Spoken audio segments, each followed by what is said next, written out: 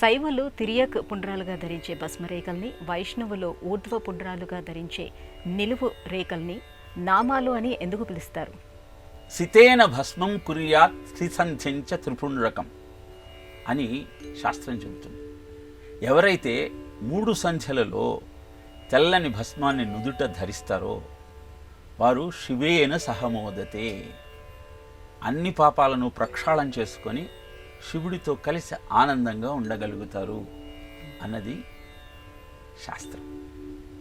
అలానే ఊర్ధ్వపుండ్రాలు ధరించేటువంటి వైష్ణవ సాంప్రదాయంలో కూడా ఆ స్వామి యొక్క సన్నిధిని తమ లలాటంగా మలుచుకొని 2 తెల్లటి రేఖలు ఆ స్వామి పాదాలుగా, మధ్యలో పెట్టుకునే ఎర్రటి రేఖ లక్ష్మీ కళగా భావిస్తూ ఆ 2 నామాలు కలిసేటువంటి ప్రాంతాన్ని జీవుడు ఆ స్వామిని ఆశ్రయించినటువంటి స్థానంగా భావిస్తూ స్వామిని అర్చిస్తూ ఉంటారు.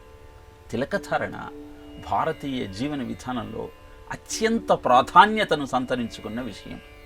ఏ ఆజ్ఞాచక్రాన్ని నువ్వు ఉత్తేజితపరిచినప్పుడు అది నీ బుద్ధిని ప్రచోదితం చేసి నీ ఆలోచన విధానాన్ని సంస్కరించగలుగుతుందో అలాంటి ఆజ్ఞాచక్రాన్ని సంరక్షించుకుంటూ అక్కడ నువ్వు తీర్చిదిద్దేటువంటి తిర్యక్ పుండ్రాలు, ఊర్ధ్వ పుండ్రాలు 2 కూడా నీ ఆరోగ్యాన్ని పెంపొందించేవే.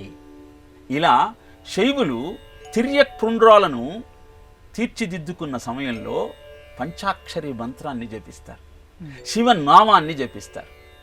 అలానే వైష్ణవులు కృష్ణపక్షంలో అయితే సంకర్షణ నామాలను, శుక్లపక్షంలో అయితే కేశవనామాలను జపిస్తూ తిలకధారణ చేస్తారు.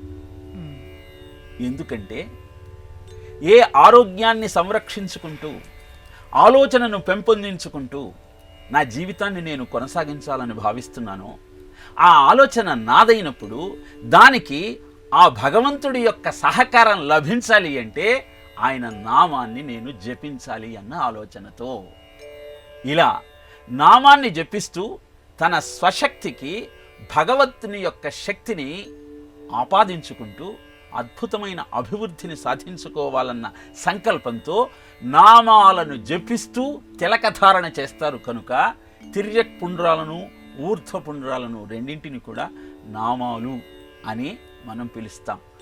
నామస్మరణాత్ అన్యోపాయే నహి పశ్యామో భవతరణి అన్నది పురాణ వాక్యం. నామాన్ని జపించటం కంటే ఈ కలియుగంలో సంసార సాగరాన్ని దాటటానికి ఇంకొక ఉపాయమే లేదయ్యా. నమయతి ఇతి నామం అని అర్థం. అంటే భగవంతుణ్ణి నీ దగ్గరకు నువ్వు పిలిపించుకొని నీ దగ్గర ఆయనను వంచి నీ పని చేయించుకోవాలి అని నువ్వు భావిస్తే ఆయన నామాన్ని నువ్వు జపించమని శాస్త్రం చెబుతుంది. అంత శక్తి ఉన్నది నామానికి. అలాంటి అద్భుతమైన నామాన్ని జపిస్తూ తిలకధారణ చేస్తారు కనుక ఆ నామాన్ని, ఆ రేఖలను, ఆ తిర్యక్ ఊర్ధ్వ పుండాలను ధరించే సమయంలో వాటిని నామాలు అని వ్యవహరిస్తారు.